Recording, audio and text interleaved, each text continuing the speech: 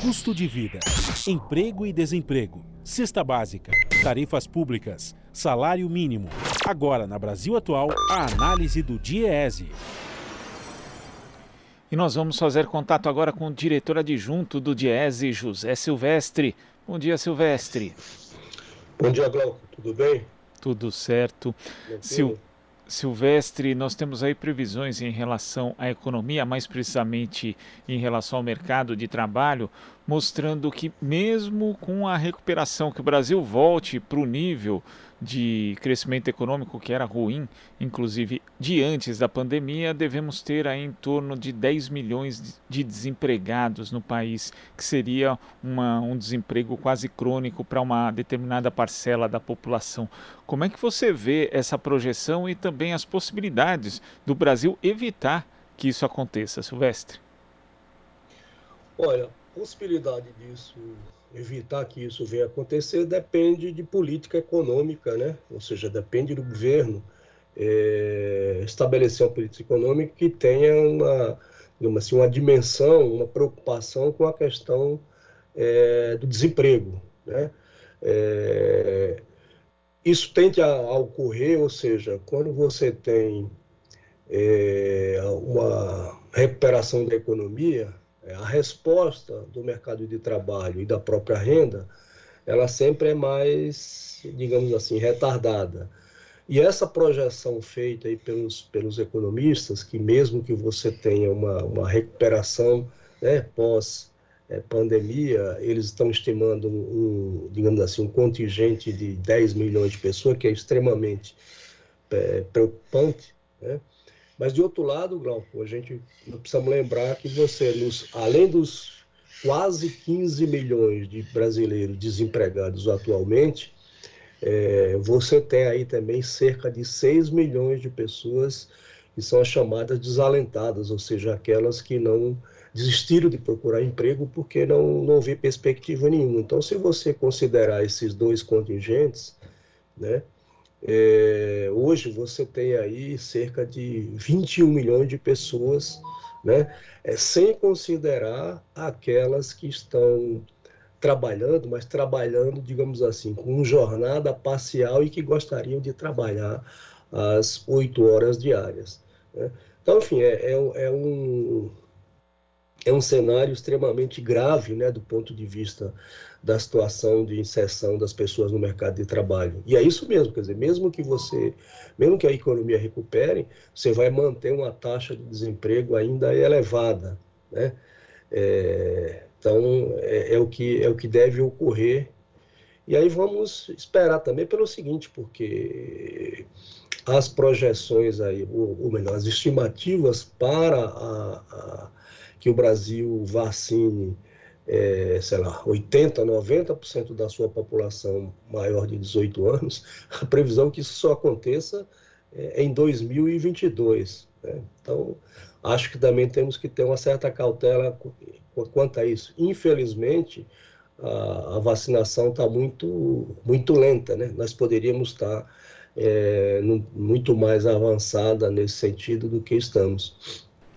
E também aí nessa questão da recuperação é necessário destacar que o Brasil precisa gerar empregos que tenham uma renda melhor, né? Porque ultimamente, quando consegue criar postos de trabalho, o Brasil tem criado postos principalmente no mercado informal, aqueles mais precários, sem registro, que têm ali uma remuneração muito baixa. E pelo modelo adotado pela equipe econômica, Silvestre, priorizando o agronegócio, que em relação aos setores de serviço e principalmente em relação ao setor industrial, gera menos emprego e concentra mais a renda, o Brasil não vai conseguir sair da situação que está hoje, né?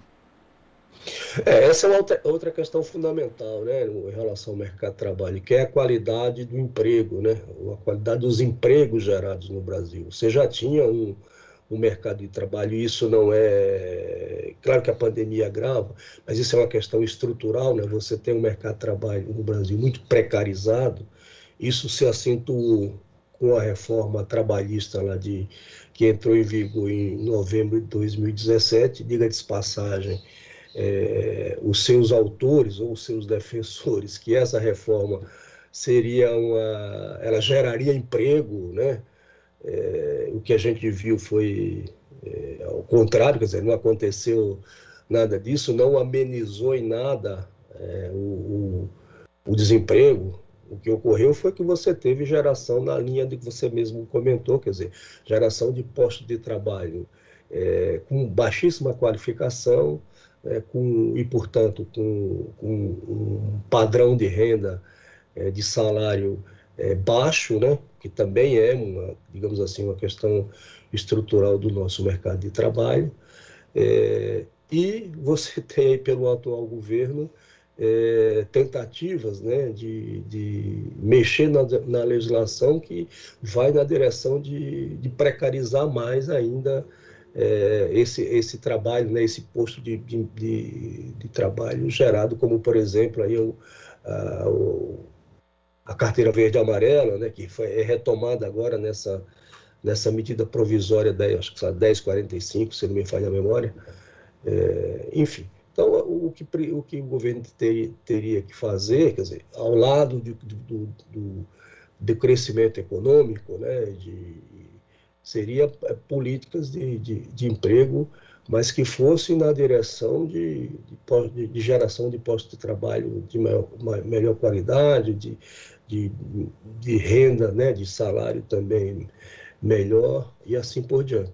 Mas isso, para acontecer também, você vai ter que ter crescimento econômico, né, Glauco? E pelas previsões, né, ainda que retome o crescimento da economia, mas não será suficiente em razão de outros aspectos, digamos assim, no mercado de trabalho, como a grande rotatividade, informalidade, e também tem aí digamos assim, um baixo nível de qualificação de uma parte dos trabalhadores, que essa é outra preocupação, né, que deveria estar nessa conta, digamos assim. O jornalista Vitor Nuzzi publicou uma matéria no site da Rede Brasil Atual nesse final de semana, justamente sobre a reforma trabalhista que você citou, Silvestre, que não gerou os efeitos que eram prometidos ali pelos seus proponentes. E ali tem um destaque para uma fala do economista Márcio Postman, da Unicamp. Ele diz o seguinte, Silvestre, que em 1980 o Brasil tinha a sexta maior indústria do mundo. Em 2020 a indústria brasileira está na 16ª posição. Além dos prejuízos óbvios, né, porque como a gente comentou, o setor industrial é o que melhor emprega e o que melhor remunera também, e isso acabou levando ao enfraquecimento do que ele chama de eixo estruturador do novo sindicalismo brasileiro, que era fortemente a classe operária industrial. Então teve impactos severos em todos os aspectos, né, tanto na questão da economia, da renda, do trabalho das pessoas, mas também com a possibilidade delas reivindicarem melhores condições. O Brasil precisa trabalhar para reverter isso, Silvestre, só que a gente sabe que provavelmente não vai ser com esse governo. Sim, esse é acho que é um outro aspecto a ser considerado, que é a situação da nossa indústria, né, Glauco? Isso que o Márcio lembrou, quer dizer, lá no começo dos anos 80, a indústria brasileira representava aproximadamente 30% do produto interno bruto, né, do nosso PIB. Hoje está na casa dos 10%. E a gente sabe também que a indústria é o setor, digamos assim, mais estruturado da economia, é o setor que tem um salário médio mais elevado, é o setor que tem a maior formalização da força de trabalho, mas, infelizmente, a indústria vem, digamos assim, perdendo terreno, sendo até um processo de desindustrialização, né, que é preciso que seja revertido, mas isso depende, evidentemente, de projeto político, né, de governo, né? Não é com esse governo, digamos assim, de cunho, né, entre outros, neoliberal, né, que já vinha, inclusive. Porque vamos combinar, o processo de desindustrialização do Brasil, ele se inicia lá na década de 90, em meados da década de 90, com o plano, com o governo FHC, né? Se você for voltar mais no tempo, diria que já no governo Collor, né, com aquela política desastrada de abertura comercial, né, indiscriminada, enfim. a questão da taxa de câmbio, né? Enfim, aí são fatores que desestruturaram nossa indústria e que hoje nos encontramos aí com, né? E isso, obviamente, tem reflexo no mercado de trabalho e também no padrão salarial, de uma maneira geral, da classe trabalhadora. E é isso mesmo, essa situação aí dos anos 80 era isso. Claro, isso mudou muito também o perfil dos trabalhadores, dos assalariados, do operariado, né? Hoje não 40 anos depois, obviamente, que é diferente, né, do que era lá atrás. Mas, de toda forma, há necessidade de a gente ter um processo, e eu espero que isso seja digamos assim, um tema, né, Glauco, a estar na agenda do ano que vem, no debate sobre o processo eleitoral. O Brasil precisa voltar a discutir política industrial, que hoje ele simplesmente não tem. A única política que existe é a política de privatização e não é uma política conjugada com os interesses nacionais.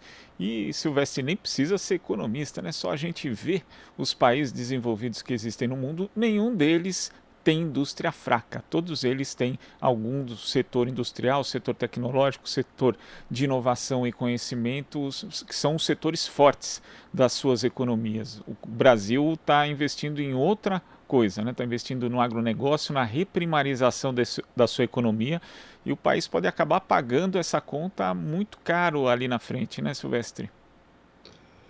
Exatamente. Veja, enquanto a gente deveria estar investindo, né, investindo em inovação tecnológica, por exemplo, em produzir avião, o caso específico da Embraer, né, que os caras queriam, o governo queria não só privatizar, tá, mas vender, tá certo? E investimento em soja. Nada contra a agricultura brasileira, que, diga-se de passagem, é muito competitiva. Mas é isso que você lembrou. Quer dizer, veja que para produzir um avião, né, Glauco, o valor adicionado na produção de um equipamento, como, por exemplo, uma aeronave, quantas toneladas de soja são necessárias, né? Além disso, o agronegócio gera renda, mas gera uma renda concentrada, né? Ela não se espraia pela economia. Primeiro porque emprega muito pouca gente, né? Os salários também são baixos. E fica ali naquele grupo pequeno de pessoas, dos empresários, enfim. Então, essa é uma diferença fundamental. E, de fato, há necessidade de retomarmos esse debate, termos proposta de política industrial para que a gente volte digamos assim, a sonhar, né, com desenvolvimento, com melhores salários, e a indústria voltar a ter a importância que sempre teve para a nossa economia. Silvestre, muito obrigado pela sua participação aqui no Jornal Brasil Atual. Um ótimo início de semana e até a próxima. Bom dia, uma boa semana para você também, Glauco. Conversamos aqui com o diretor adjunto do Diese, José Silvestre. Você está ouvindo Jornal Brasil Atual. As notícias que os outros não dão.